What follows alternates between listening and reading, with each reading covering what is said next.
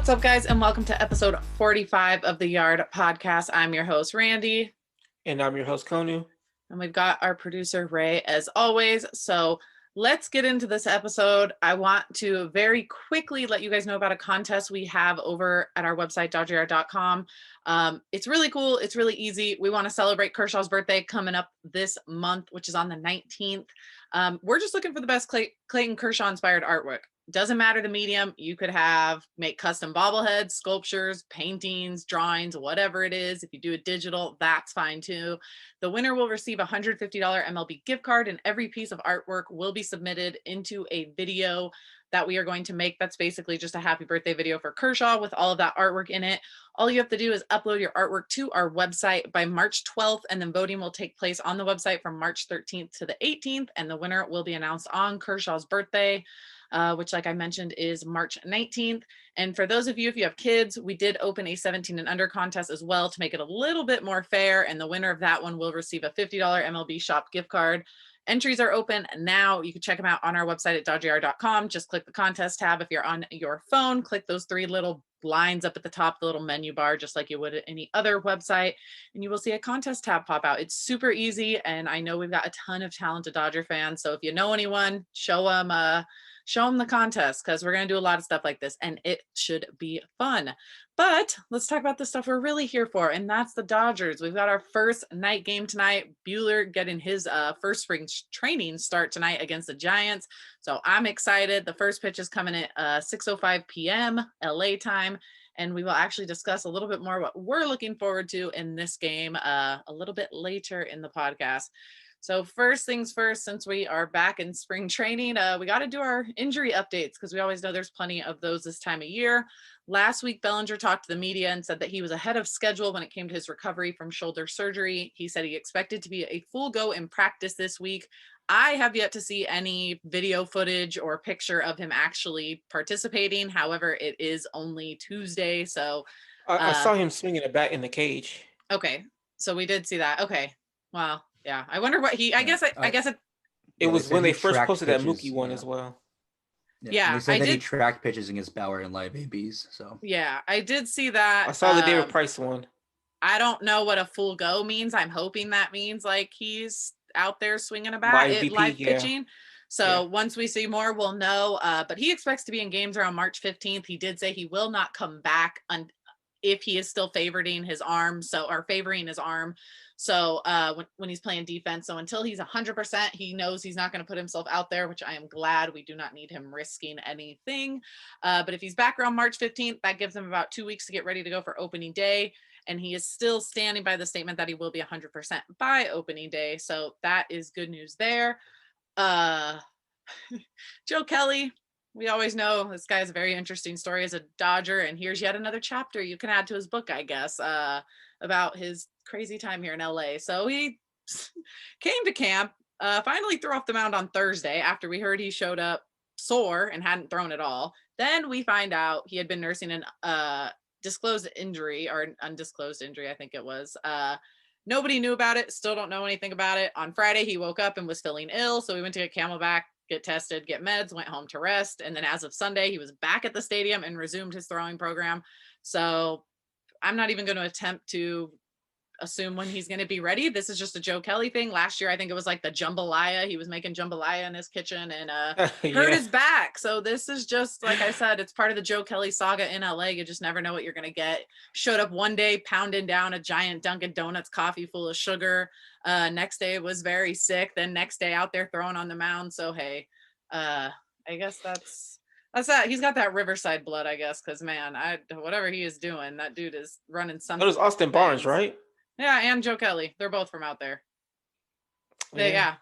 So Makes there you go. There you go, right there. It's that Riverside stuff out there, I guess. So hopefully Kelly's good. As much as we're paying him and final year on contract, would rather him be out there than sitting in the bullpen doing nothing or giving us kind of half-ass performances because he's in pain. So hopefully this is an actual healthy year, because I feel like the whole time he's been here, he's been battling undisclosed injuries or God knows what. So hopefully this year we could turn it around and we see him in a game very soon. Chris Taylor is another one that is supposed to have already played in either the first of 2 games, but Roberts told media on Monday that he was dealing with a stiff neck. He's expected to play tomorrow night on Wednesday. Roberts briefly spoke about where he expects Taylor to play this season, and he said Taylor would see most of his time at second base and left field, and also plenty of time at third base, shortstop, center field. And with Kike gone, getting someone back like Taylor and having him healthy and being able to fill in is going to be extremely important, especially coming off a 60-game season with guys like Turner and Seager, who he still dealt with an injury last year. It wasn't as bad last year as we've seen in years past, but you don't know the full health you're getting from either of those guys either season. So having Taylor at full health is going to be very important. Luckily, we've got a guy by the name of Zach McKinstry, who we'll be talking about a little bit more in a little bit. That was confusing. My bad. But also, Robert said Lux is going to play shortstop too. See, and that's very interesting to me. I like it. I like that they're able to move so many guys around. It's a bummer that we don't have DH because I think Seager is a great DH candidate. I mean, so is Turner, though, so we can't have 2, but it would be nice to keep maybe one of them off their feet a little bit more and then swap back and forth. So hopefully Taylor is healthier sooner rather than later, because we all know how important he is to this team. But also, it's given McKinstry 2 straight games of at-bats and maybe even a third tonight. So it's good. Oh, not good that he's hurt, but it's a good thing for McKinstry and like even Beatty to get those players a little more at-bats. Yeah, no, I agree. It's good. I'm not worried about someone like Taylor. Like he'll be good. He'll find his swing. So it's good to get other guys in there that are still on the fringe for this roster spot. Don't necessarily know what's going on. Very, very briefly saying some Dodger news. Still no Kyber Ruiz, unfortunately. He's dealing with some visa issues getting back to the U.S., but the Dodgers are working with him to get here as soon as possible. Last they announced was on Sunday that he had actually made his way from Venezuela to the Dominican Republic. So it's coming. Ruiz is not the only player to deal with this. We've seen it. There's a couple other players around the league that are also going through some of these same issues, having a hard time getting to camp. So I'm still in the same boat, kind of what Robert said, that he's put in a lot of work this offseason to do well. And he didn't have the 2020 minor league season that he should have, all of these players should have had. Didn't he leave like the fall league early to work out with the Dodgers? To go be like with the Dodgers, strength and conditioning and flexibility. Yeah. So it was looking to be a good season. Well, we don't know about good, but hopefully a big season for him. So it's really a bummer that he's not there. They're not playing games past 7 innings right now anyways, and that's usually when he can get in for when Federowicz comes in, though. Yeah, instead of having FedEx back there, it would be nice to get Ruiz. So hopefully he's here very, very soon, because I would love to see him out there getting some work in. The Dodgers finally completed their trade for Stripling last week, when the player to be named later actually ended up being outfielder / first baseman, Ryan Nota from the Blue Jays. He joined the team as a non-roster invitee for spring training, 20 years old. Highest he made it in the minors was high A in 2019. Anything? I know you've probably got some stuff you can share with us about him. So Ryan Nota is a 6'3", as you mentioned, first baseman, outfielder. He's actually played some center field, but he mostly plays in the corners when he's in the outfield. He's 24. He was drafted out of the University of Cincinnati in the 15th round. He provides decent power from the left-hand side of the plate. Over his 3 years in the minors, he's hitting .272 with an on-base percentage of .422 and slugging of .478. So that's an OPS of 900. He struck out 26% of the time, but he's also walked 19% of the time. So it's clear that his best trait is ability to take some walks and be patient as a hitter. He's expected to be at camp, but I haven't heard that he's there yet. So it's just somebody else that they might be able to use just in case like a Rios or someone gets hurt, because he kind of resembles Rios in a way. Yeah, I'm excited about any player that somehow Andrew Friedman gets, especially this year with the way a player to be named later. Trades were working with coronavirus with no minor league. You knew it was going to be possibly someone who could be decent. Not 100% sure what you were getting though, but I am looking forward to it. Now let's get into kind of the more interesting stuff, and that is the game notes that we saw, some of our thoughts over the last, it's only been 2 games, so obviously we'll have more to do next week. But the biggest one that I feel like we have to talk about is Trevor Bauer made his Dodger spring training debut. He went 2 innings, gave up 1 hit, no runs, 2 strikeouts. The first inning gave up a leadoff hit. I'm not going to say he looked like bad or anything. He didn't look bad by any means, but then he comes out in the second inning and has 2 strikeouts, looked fantastic. 3 quick pitches to Connor Joe, struck him out, was making guys look silly out there. I think it was Hilliard on the breaking ball. So it was a good first outing. It's always weird with spring training because you're not just like looking at, oh, can he get guys out? Like they're working on different things. I don't know how much you know about Bauer before coming to the Dodgers, but was there anything that like stuck out to you or that? No, but like the first inning, he was mostly working on his fastball, and his command with the fastball is a bit spotty. But I feel like he settled in towards the end of the first inning, and then the second inning he was just working on his slider and curveball, and he was just toying with the Rockies. He snapped off that beautiful knuckle curve to Hilliard, and then threw that nasty slider to Connor Joe. So his breaking stuff looks like it was really good yesterday. His fastball wasn't great, but it wasn't that bad either. So I'm assuming next time we see him, he'll probably be working on other things like maybe his cutter and things like that. Yeah, I'm hoping he's on 5 days rest, because if he is, that would line him up to pitch against the Padres on Saturday, and I think that would be a ton of fun. Don't know if we'll be seeing Tatis, Machado, any of those big names, Hosmer, Myers, but it's always fun to play a team like that, and I would hope we see some of those guys. I'd like to see Bauer go up against them. Way more competition than anything the Rockies are going to throw at you at this point. Roberts did say he would go 3 innings or 45 pitches his next outing. Very quickly before we move on, something that really stuck out to me yesterday, and I showed it to you and I found it very interesting, was Bauer told reporters that he spends an hour every day studying and logging his own metrics from his pitching session. And he employs 4 to 5 analysts that also analyze his data. So this man is spending money to get better. He wore a shirt to his press conference after that said, "My hobby is getting better." He takes this very seriously. I mean, the fact he employs 4 to 5 other analysts to sit around and read his data when the team can help with that, that just shows how much he takes this seriously and how good he wants to be. It seems like he gets input from a lot of different sources and tries to come up with a conclusion that works best for him. So it's a good thing. Yeah, no, it is. And it's a testament to how much it means to him to be successful and to win. And I think at the end of the day, that's a big part of why he got as much money he did, is the Dodgers know, any team knew they could learn from Bauer. At the end of the day, yes, these teams have their own technology, have their own way, but there's not many better ways to learn than from the pitcher themselves and having them be able to dive deep into those numbers. Some pitchers don't want to do that, understandably so. Some guys just want to go out there and pitch. But if you have a guy who wants to dig deeper and wants to help the rest of the pitchers on the staff, that can be worth a lot of money.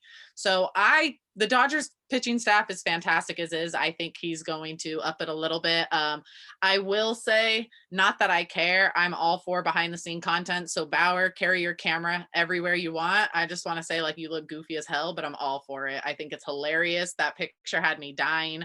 Like, he's got a camera pointed right back in the media. And I think you mentioned it. He's got his wide stance. Like, he looked like a dad who was chilling at a game, like a little league game, watching his kid. And then he just had, like, someone called it a parrot. Like, he had a camera parrot on him. And I was dying. Like, I don't care. I know people don't like the guy, but if any other player did this, nobody'd be bitching. So I'm not going to bitch at Bauer for it. Give me that content. Give me that behind the scenes. I think it's interesting. So, on to the next one, the next guy, a little bit interesting, something we saw, not something we see too much, not sure how, no, I don't even know how seriously to take this, but Matt Davidson, who was responsible for the Dodgers go-ahead run on Sunday, picked up their first win of spring training with that home run. That wasn't even the most interesting thing about him. Apparently, we have a 2-way player on our hands in Matt Davidson. I don't know how much we buy into this. I don't know if there's any chance like they go for it, but I don't know. Yeah, I don't know. So like he's made 6 appearances in the bigs, going 6 in the 3rd inning. He's given up 2 runs, striking out 3, and also walking 3.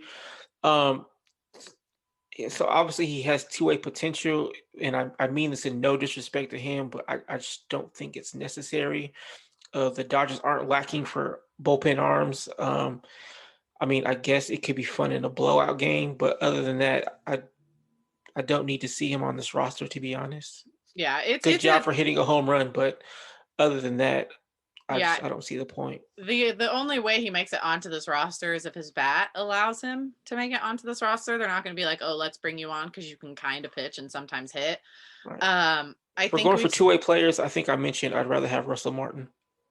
Yeah, I think every Dodger fan though is on board for a career 0 ERA, Mr. Russell Martin. So can't complain there. Yeah, no, I just thought it was funny after the game. I'm like, pause, are we really talking about this? And yes, we were, because he threw a bullpen session. They said they plan on getting him into a game. So we'll see what happens. I'm not taking it very seriously. This is totally pointless information, but I just found it funny. I was going through my time hop this morning and I had a picture from 3 years ago at spring training today. And I took a picture of the Camelback scoreboard and it was Matt Davidson as a White Sox on my screen. So I don't know. We'll see what happens with him. There's no useful information there. I just thought it was funny. Yeah. We'll see what happens. We don't have very many power righties. I'm not going to say he's a power right-handed bat. I don't know if he is, but we don't have many right-handed bat options off of the bench outside of one of our catchers, really. And maybe like Taylor or Pollock if they're not playing. So I guess he could force his way onto the roster that way, but I think we have a more interesting option, which we'll get into basically right after this. Because first I want to talk about our guy, Gavin Lux, because, hey, it's feeling like Gavin Lux season and we are only 2 games in and I'm liking it. I'm enjoying it. I know a lot of people are worried about him. I know I'm hyping him up. That's fine. I don't care. He's never going to hear this, so I don't care. I felt really good watching him play. He had those 2 plays in the first inning. I have to admit, watching him at the plate does not worry me at all. It's his defense that stresses me out. I am a firm believer that this game is extremely mental, and when you're struggling at doing things like throwing a ball to first base, that's got to eat away at you while you're in the box as well.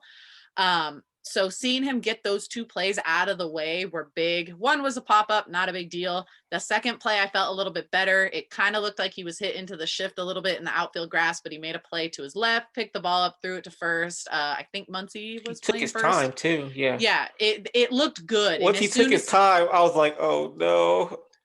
I felt like as soon as I saw him make that play, though, I felt good. I was like, oh, thank God, he needed that. Like, let him get it out of his system, first inning, and then he comes up, leadoff batter, first pitch swinging, hits one right back up the middle, like a little line drive kind of over the shortstop's head, whatever. And it was comfortable. He looked good. He came up first pitch swinging. I'm a fan of it. I think he's someone who gets into his head. And hey, if you swing at the first pitch coming, you don't leave yourself any chance to sit there and stress out in the box. So I'm glad Roberts threw him in there and said, go for it, be aggressive, do what you got to do. And we'll see what happens. Yeah.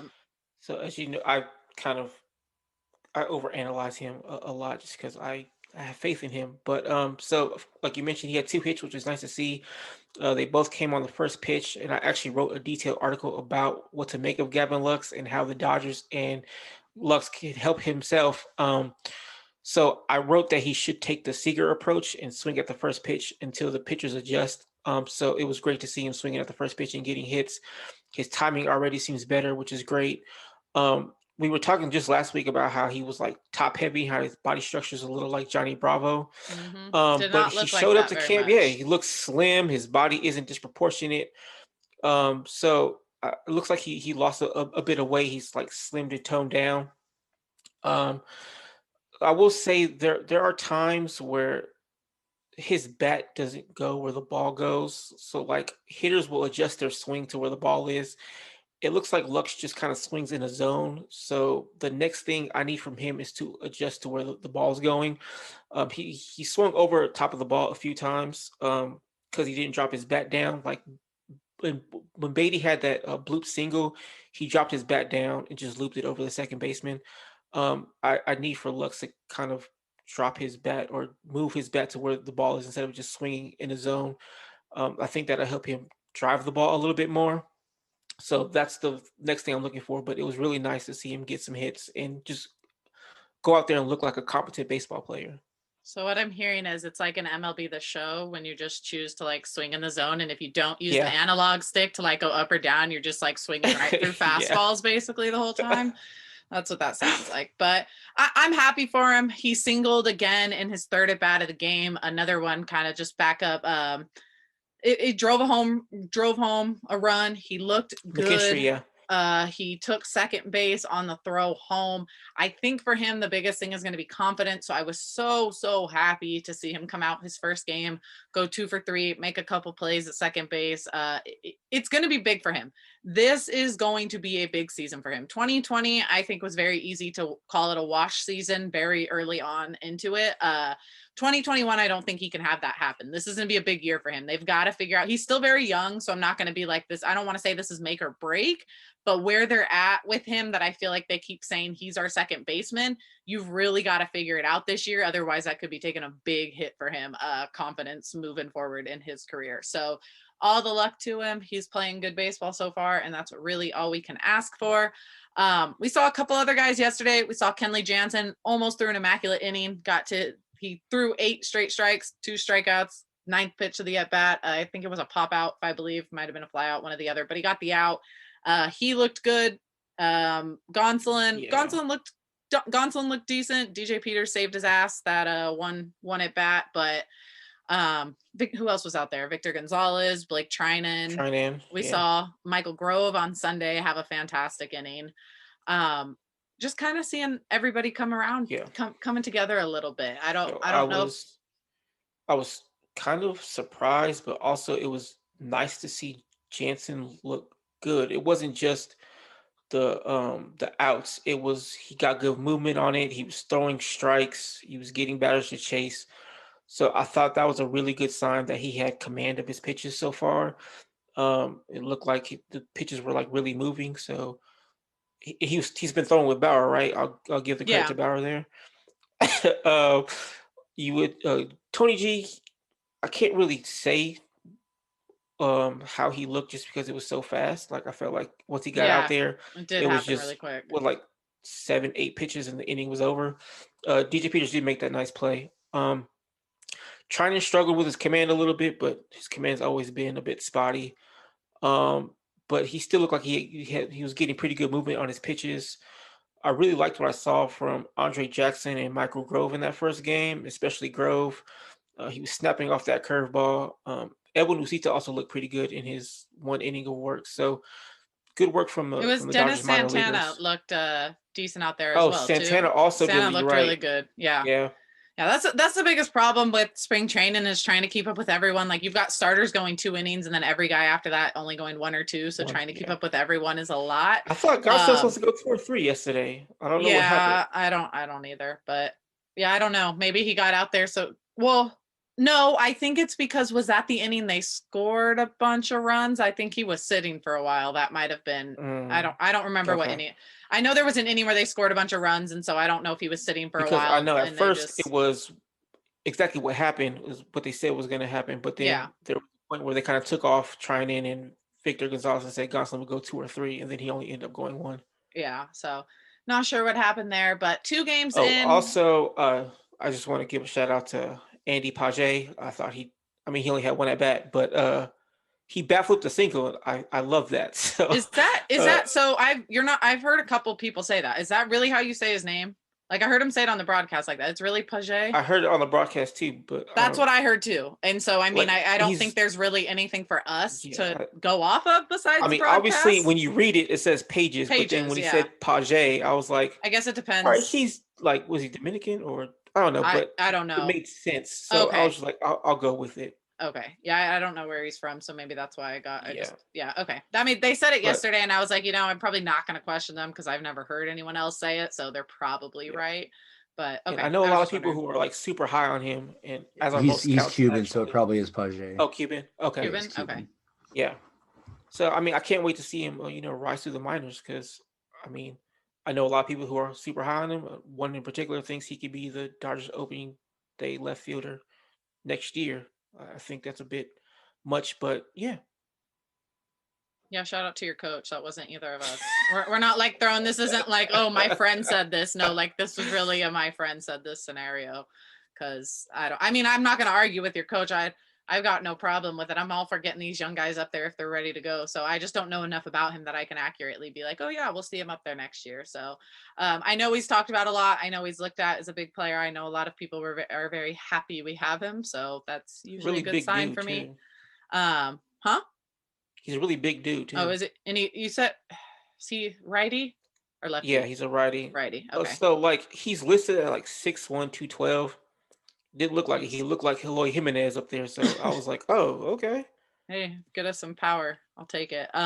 Speaking, since we brought up Gonsolin, I meant to mention this, just for anyone curious, he did change his number. He went from 46 to number 26, Chase Utley's old number.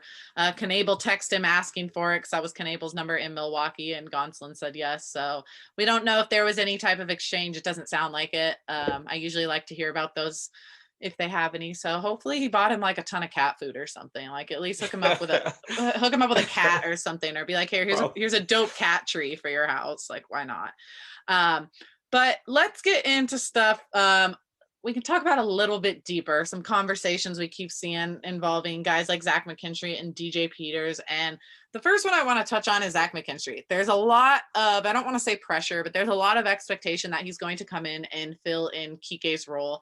And so I kind of wonder how much of a possibility that is and how likely that is he could come in and do that. I so far don't see any issue with it. I don't know if he's as defensively sound as Kike is. I think that's where Kike may have him beat, but he plays the middle infield. He could play some third base. He's played all three outfield positions. He's a lefty.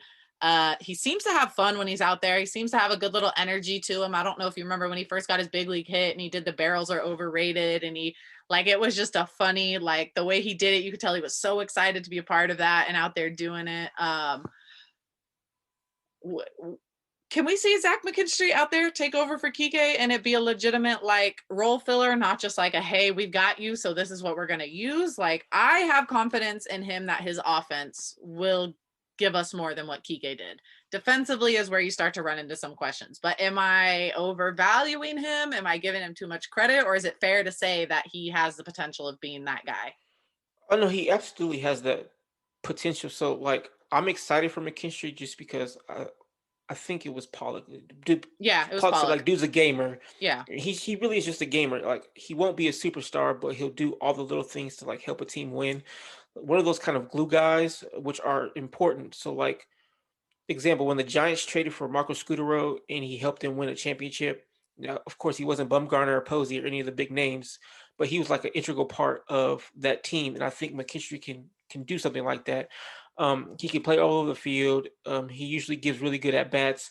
I can see him being like a Ben Zobrist type of utility player who will put the ball in play, but will also be steady and consistent in that role. Yeah, I'm full like force on the Zach McKinstry hype train that seems to be going around right now on Dodgers Twitter. Someone, I sent it to you. Someone had posted someone that posted a picture of Kike wearing his like mask that his wife gave him, where he's making that goofy ass face, and he's in the he's taking some BP at Dodger Stadium. And then someone put a picture of like the meme you see where it says upgrade. And so it was a picture of Kike, then the upgrade button, and then a picture of Zach McKinstry. Well, Dodgers Nation decided to take this person's tweet and put it on their Instagram, and Kike saw it, and Kike actually liked the image. I'm sure that's got to not feel great when you're like, I'm good for Kike for liking it, for having that type of sense of humor that he can laugh at himself. Like, at the end of the day, he just helped us win a World Series ring. So like, jokes on us, the fans. Like, at the end of the day, whether or not you like the guy, he was important to the playoff success. He is clutch in the playoffs for us. He did come through in a couple of those games when we needed him to. But man, I saw that and I was just dying, and I'm like, oh, poor Kike. Like, he just had to see this too. Like, the fans can just, sometimes like us fans just need to live in our own little fantasy world, and the players don't ever need to see it. But hey, good for Kike, for having a good time with it and liking it. So all the luck to him in Boston. But Zach McKinstry, I'm excited for him. I think he's going to be great. We don't know the lineup for tonight. I hope to see him out there again. He's one of those guys that I read actually today an article about him that he did say going back and forth between the big league and the alternate training camp last year did hurt his development. So he is someone who needs those consistent at bats. You and I talk about this over and over and over, and we use Verdugo as a great example that these guys come up their first year or two and are just randomly placed in, and they are not good by any means. But then you give them a runway to play for a month in a row and you let them continue playing, you see the talent level that is there. So I would like to see the same thing with McKinstry. I don't know if they start him because we do have minor leagues this season. I don't know if they're going to start him on the big league club. If it does not guarantee at bats, I guess we'll all see what happens. Yeah, it's a tough situation for him. I Yeah. would like for him to be on the major league club just because I don't view him as an everyday player. But he's 26, so he could still use everyday at bats. But I would prefer him be here and just spot start for either Lux or Seager, Turner, Pollock, just in case if Belly's not ready, then he can play somewhere else. So I just think he brings versatility and gives the Dodgers flexibility. Also, I think he's going to give good at bats. So he's someone that I would like to see, make the big club to start the season. I don't know if he's going to play tonight though. That'd be 3 games in a row. Yeah. I would hope that tonight's lineup is Barnes, Muncy, Lux, Seager, Rios, Pollock, probably Peters again, and Mookie is what I would like to see. Yeah, Just because that puts some Peters of in those there. players didn't play yesterday. Yeah. But then again, Yeah. I mean, we're only going to see a few at bats. So we could see, maybe we That's see true, McKinstry get in the later and they go, here's one at bat. You're feeling good. We'll at least get you one in tonight. So did they say how long this game was going tonight? Is it 7? They haven't said yet. Yeah, they haven't said yet. I think they have to announce it before first pitch. I thought it was 24 hours before. Is it? I don't know. I just know they have to let it. I just know it's at some point before game time, whether it's 24 hours or 5 or also whatever. Yesterday, I thought it was hilarious that the Dodgers were winning 9-0 and the Rockies still let them hit in the bottom of the 6th. I know. Hey, at least we got our at bats in. Got some of those guys in to keep hitting. Very nice job. Just wait till opening. Too. Just wait till that opening week. My God, when they're playing 4 games in Colorado, like the Dodgers. Granted, anything could happen, but the Dodgers are just gonna blow Colorado out of the water if everything goes out of plan. Like those 4 games in Colorado, that offense is going to go off if guys like Belly are healthy and we have all of our guys in there. Anything can happen. We've seen Colorado do it to us as well, but I'm speaking just from the offensive side of things. Like our guys are going to go off in Colorado that first week if anything shows from even just what they did to some Colorado Rockies pitching tomorrow or yesterday, because they don't have much. But yeah, I think McKinstry is a big role. Another one we talked about comes from the right-handed side, and it's good old DJ Peters. And whether or not there's any real chance, because Roberts, I think, said there was, that we would see Peters on the big league roster. I did not at first think there was any chance we saw him unless we had a few injuries or September call-ups. DJ Peters seems to be putting him in a position that he's going to almost force the Dodgers to decide, what do you want to do with me? He's killing it right now. And the Dodgers, another thing we've talked about, they don't have many right-handed power bats. Unless you have Smith sitting on the bench that night and Barnes is catching, you have no right-handed power bat to really go to and be like, hey, where's kind of our equivalent of Edwin Rios from the right side? You don't have that with when you've got when you've got Smith out there on the field. Like Smith is really the only true right-handed power bat. I guess you could say Mookie is too, but I look at Mookie more as an all-around hitter, not necessarily like your big power bat. Lefties, clearly we've got plenty of them in Bellinger, Muncy, Rios. I wouldn't add Seager in there necessarily, but we've got guys who can do it from that side. I'm very interested in DJ Peters. He had 2 hits, 2 walks on Sunday, 2 hits on Monday. He had a home run, 2 RBIs, had a nice diving play in third to take away base hit. They need right-handed bats. We kept talking about Turner, but was Turner really enough for that right-handed, like Phil, like we talk about McKinstry's left-handed. So what about DJ Peters? Like I want to see, his biggest thing is always he's got a hole in his swing, is the strikeout numbers. Seems to be his biggest thing. But if he cuts back on that, could we see him up sooner rather than later, maybe battling back and forth with guys like Beatty or McKinstry for a spot on the roster? Because I kind of feel like we might. Yeah, so actually have quite a bit to say about Peters. So he's, like you mentioned, he's had a really good 2 games, especially at the plate and with his glove. He's a really big dude. He's listed at 6'6" and 225. However, I think he weighs a bit more than 225, but it's like muscle. He's also super athletic for his size. Like you mentioned, his first game, he walked twice, which was nice to see. His walk rate in the minors was 10%, which is pretty good, but his strikeout rate, which was 30%, which is like atrocious. So, like for context purposes, Rio's issue in the minors was striking out as well. He did that at a 28% clip, so it's pretty close there. However, Rios doesn't take his walks where Peters does. So, like in Rios last year, he cut down his strikeout rate 16%. Sorry, he was at 37, and then he got down to 21 last year. That's probably not sustainable, but also I don't think 37% strikeout rate is sustainable. So Rios is probably somewhere in the middle, God, I probably hope between not. 28 and 29%. So like you mentioned, if Peters can cut down on his strikeouts, I think he's got a good chance of being a fourth outfielder / power bat off the bench. So like if Taylor starts in left field, then Pollock is obviously the power bat off the bench, but I think there's a role on this team for Peters if he can make more contact. Because as we saw yesterday, when he makes contact, it can be quite loud. And also, he's just really good defensively in all 3 outfield spots. So if he cleans up his strikeouts and makes a little more contact, he's definitely got a spot on this team, and he can definitely take Beatty's role because I mean we have lefties in Rios and McKinstry and Lux. Adding another righty to go with Barnes and Pollock or Taylor would be nice, especially of the power variety. Yeah. I mean, when it comes to Beatty, granted, we're only 2 days in, but he's making some good contact. He's finding ways to get out there and put the bat on the ball every time he's hitting some line drives. Looks a little slow on the base pass on that Sunday game, but hey, it's the first spring training game, so we'll give him a break, give him some time to get slow. give him some time to maybe loosen up his legs a little bit. But that was also a hell of a throw. I think that was that Buddy Reed? Is that who that was? Yeah. If I remember correctly. Oh, that dude, Yeah. Jesus, that guy has an arm. He almost threw out McKinstry at third base too. Yeah, and I didn't think that was going to be nearly as close as it was. Neither did I. But McKinstry isn't all that fast either, though. No, he looks like he's trying to run fast, but not really going anywhere. That's what that's what that's always interesting to watch. But no, I was not giving DJ Peters enough credit. I will absolutely say that.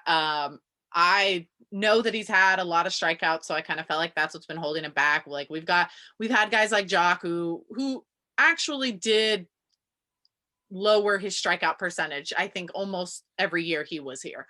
So if we can get someone like Peters to do that, even just from the right-handed side, if Peters can't play all of the time, that to me would be huge, having that option, because the dude can crush baseballs. I don't know if they're using the new baseball yet, the 2021 baseball in these games. I don't care. DJ Peters is but in that first Yankees and Blue Jays game, there was a lot of hits where I was like, oh, that's going to be a home run, and it just died. And I was watching the Red Sox game today, and they had 3 or 4 home runs in 1 inning. It was like Kike, Devers, Duran, and like someone else. And so, and then their broadcast was arguing like, wait, are these? And it was to dead center. Preseason legend.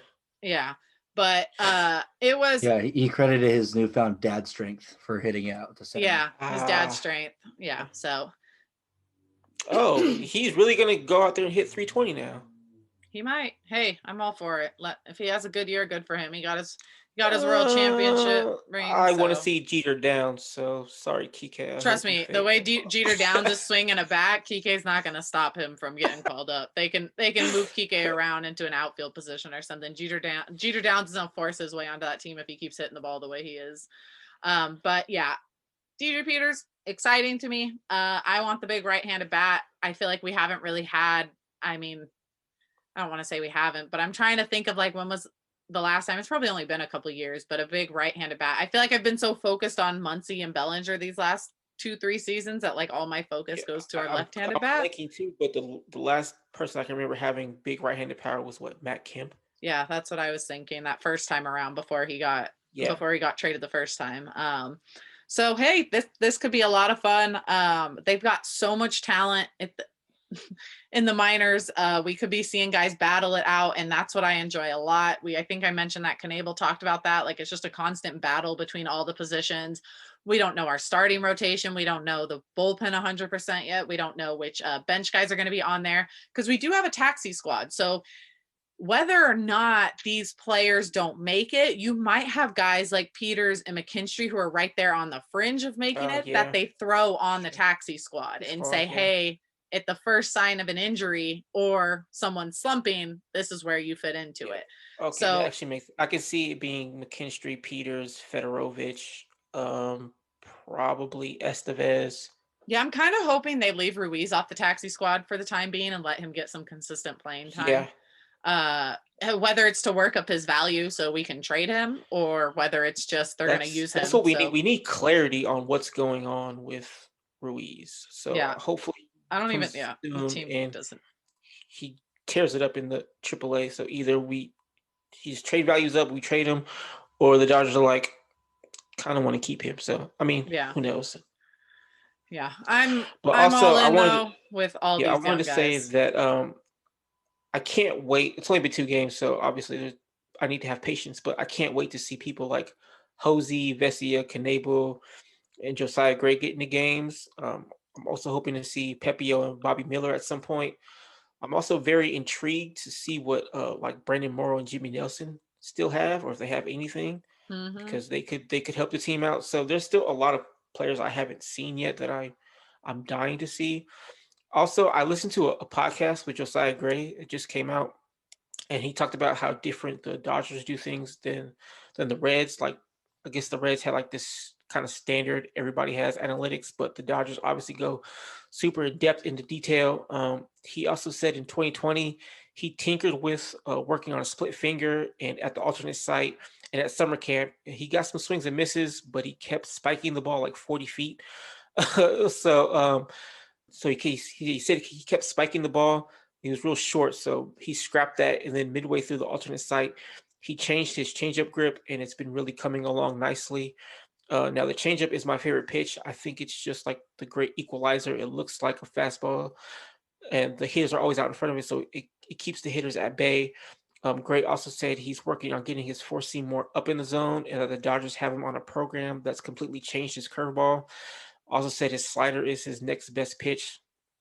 So far during spring training, he said he's been throwing partners with David Price, and he's just been picking his brain and learning nuances of pitching. So I thought that was really exciting to hear that, everything that Josiah Gray's been doing, considering that I'm super high on him. I was going to say, as much as I love Lux and I'm getting on the McKinstry train, like, I think Gray is where I go all in. Like, I love the guy. I love the attitude he has. I just think he's fun to watch. I think he's going to bring something special to this rotation, and he just is really damn good. So that's kind of the most important thing there. But yeah, I'm all in on him. I like him a lot. I love seeing him post in like his Dodger uniform, because he's one of those guys that wasn't he a shortstop like 2-3 years ago? Yeah. Like, he wasn't even a pitcher. In college, yeah. So I think stuff like that enough, is fun. So was Andre Jackson. He was a really? fielder in college, and then moved to the mound. Dodgers love to do that.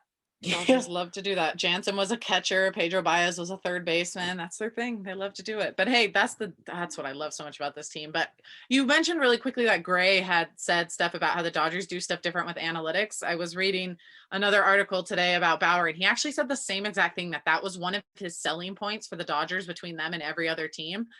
He said that the Dodgers analytics is also very involved with the trainers, with the help, like with everybody. Whereas like other organizations, it's very like, we keep our analytics here and the players can go talk to them. Whereas in LA, everything's integrated, which makes so much sense as to why the Dodgers are so good in every facet of the game, because they all work together. So now you're bringing in Trevor Bauer's intelligence and knowledge of the game and analytics, and allowing him to go, here, let's use that too. And then you have everyone working together.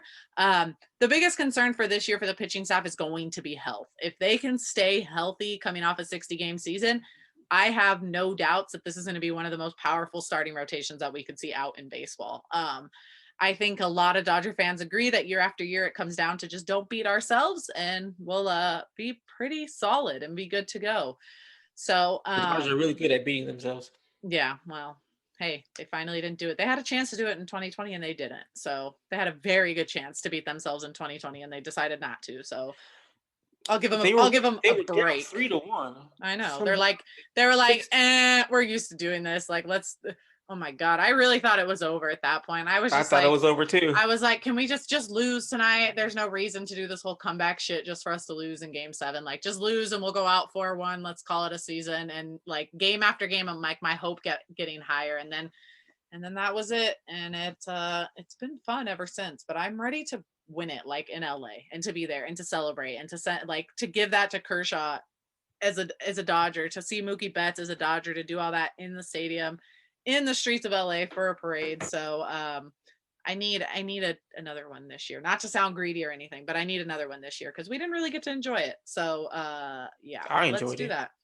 I enjoyed it, but let's all admit we could have enjoyed it a whole lot more if we were not stuck in a global pandemic. So let's I mean, it's not like I would have went to any of the games anyway. The tickets are way too expensive. So. Well, no, but at least the celebration. Like, I would have at least been able to like go to the LA parade at some point in the streets of LA and celebrate. Like, that to me means more than anything, is like having that chance to celebrate it as a fan base and like finally give the players the respect that they've all deserved for much longer than just like the year they won their championship.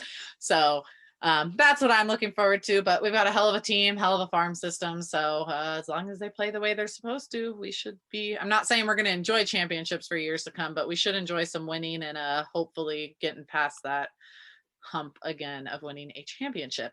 But onto the MLB notes, there really was a whole lot of nothing except for Hunter Dozier signed an extension with the Royals. It was a 4-year, $25 million deal with a 5th-year option for $10 million. Escalators and bonuses could bump it up to $49 million over 5 years. So something I'm interested to see is how a lot of these deals go for guys like Seager, Correa, Lindor, Baez. They are all going to be free agents and not knowing about the CBA and what's going to go. Yeah, if he decides to opt out, which he probably will. I don't know. Who knows? But it makes things very, very interesting when you realize, like, we don't know what's going to happen with the CBA. There's a lot of talk that there could be a strike next year. So do these players sign a deal now and lock themselves in for that guaranteed money? Like, we've seen so many players, Tatis is one of them. We've seen so many players sign these deals where they're not getting much in the first couple of years, but they have signed a big signing bonus. Like Tatis had a $10 million signing bonus because nobody knows what's going to happen next year, but he got himself $10 million. So he is good to go and doesn't have to worry about that. So it makes me wonder, does someone like Seager sign an extension with the Dodgers? He told us he didn't want to talk, not us, but he told the media he doesn't want to talk about it. He doesn't want to focus on it. Apparently the Mets are saying they're working on things with Lindor. Correa is saying, I don't want to talk about it when the season starts. I don't know what Baez and Story are saying. Sounds like Colorado's saying they're not even thinking about an extension for Story right now. They're not willing to go down that path. That's a disaster of an organization. Oh, yeah, Colorado's terrible. But they really don't have the money to discuss anything right now, which that's what they said. Yeah, which is wild. Like, I mean, you just paid $30 million to send Arenado to St. Louis. So I guess, but like, you can extend him and pay him next year. I don't know. That organization's a disaster, which I feel bad. I've been to Coors Field. It's a beautiful field. They've got great fans. The employees there are awesome and super nice. So I just feel bad for that fan base. But hey, thanks for making it a little bit easier on us, I guess. Are they allowing fans in? Yeah. To start the season? Yeah, okay. I think so. I just don't think they have announced how many, but they did say they expect to have fans in there. I think most teams are. I think California and New York might be your biggest ones to really keep an eye on just because of how they're ran. But yeah, the way things are going, I would be surprised to not see the Dodgers in some capacity have fans on opening day. It just might all be season ticket holders because it's only going to be a certain amount of tickets, which is fine. I mean, hey, as long as it's being done safely, that's really all I'm asking for at this point. We've been doing this shit for almost a year. So let's just wear your masks, be safe, and let's get out of this mess because I want to go to a baseball game, like I've said, week after week, and it'd be great if there were 55,000 people instead of 12,000. So just a quick question. Since you're in Minnesota, how would you go to a Dodger game? They play go back to California? Would you just drive I go back to California? Well, okay. I'm waiting to see. The Brewers are apparently letting fans in, and they are going to be there in the end of April. So I'm trying to go there, if not California sooner. My biggest thing is I'm going to California as soon as I know I can get tickets. The problem is I don't think I can get tickets. I think it's going to be very hard to get tickets until they open it up to higher capacity. So I'm not going to waste my money and fly back until I know I can actually get tickets, because it's a lot of money to go just to sit. But no, as soon as they announce fans, I'm making my plans to get me to a game, because I'm dying. But I plan on traveling throughout the Midwest and hopefully the East Coast this year when they're in New York and stuff like that. So I've always wanted to visit, and I haven't ever got to do Midwest or East Coast all that much. So now that I'm out here, the travel's a little bit cheaper to get there. Yeah. So I'm going to take advantage of that, and I cannot wait to be back at Dodger Stadium. I hope everyone who's at spring training is enjoying it, because I'm very jealous. I will say that. It does. I'm going to say it does look like fun. Yeah, it does. It looks weird as shit, but I would still do it in a heartbeat if I could. I would give anything to sit in a little box on the grass. Yeah, I know. I'm like, you could throw out any team out there at this point. Like, I clowned on the Diamondbacks and Rockies like selling out within a couple hours, and then I realized, like, you know what, everybody just wants to go to a baseball game, and I respect it. Yeah. So